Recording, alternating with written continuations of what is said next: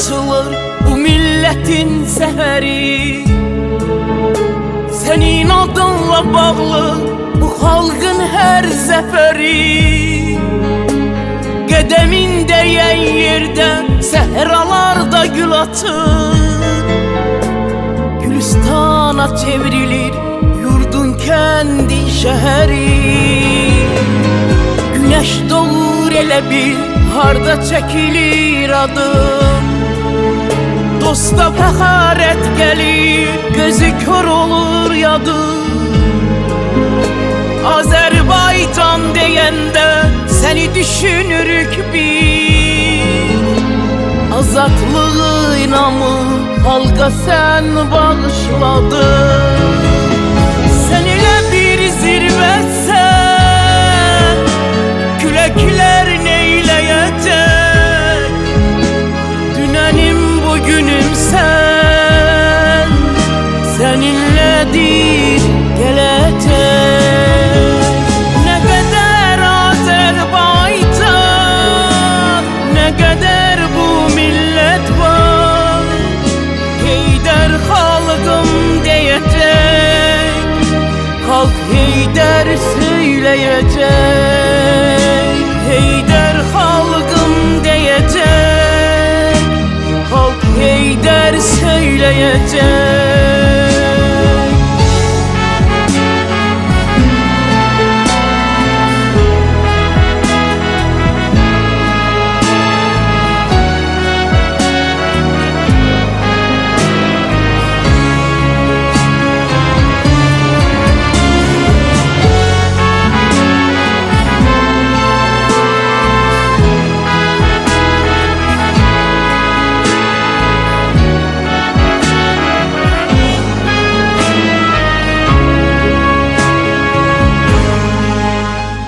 Sen bu çetin zamanda gücümüz, kuvvetimiz. Sen bizim bu dünyada en büyük servetimiz. Milletin imzası var imzaların içinde. Sana halaldır halal ülvi muhabbetimiz. Sen bu çetin zamanda gücümüz, kuvvetimiz. Sen bizim bu dünyada en büyük servetimiz. Milletin imzası var imzaların içinde. Sana halaldır halal ülvi muhabbetimiz. Sen ile bir zirvetsen, külekler neyleyecek? Dünənim bugünüm sen, seninledir gelecek. Ne kadar Azerbaycan, ne kadar bu millet var.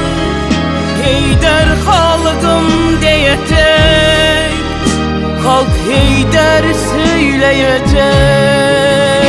Heydər xalqım diyecek, halk Heydər söyleyecek.